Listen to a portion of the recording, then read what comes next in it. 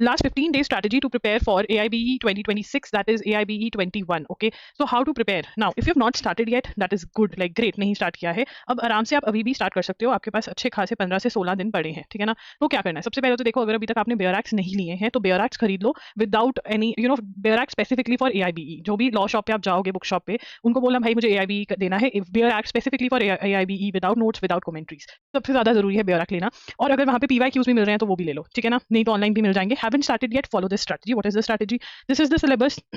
Syllabus से इतना कुछ लेना देना नहीं है एक्चुअली। आपकी जो स्ट्रेटजी है वो है कि आप PYQ सॉल्व करो, ठीक है ना। The only and only thing that you have to solve is last 5 years PYQs, ठीक है। बेयर एक्ट साथ में रख करके सॉल्व करो एज इफ एक्चुअल एग्जाम है, क्या करोगे क्या नहीं करोगे, ठीक है। अब डिफिकल्ट क्वेश्चन दिख जाएंगे तो आपको लगेगा अरे भाई ऐसा क्वेश्चन, वो पूरा एग्जाम डिफिकल्ट नहीं बनाएंगे। Difficult plus easy, medium, normal question भी होते हैं, तो आपने इंश्योर करना है कि डिफिकल्ट नहीं भी हो रहे तो फाइन, मीडियम और ईजी क्वेश्चन जो है वो आप सॉल्व कर पा रहे हो।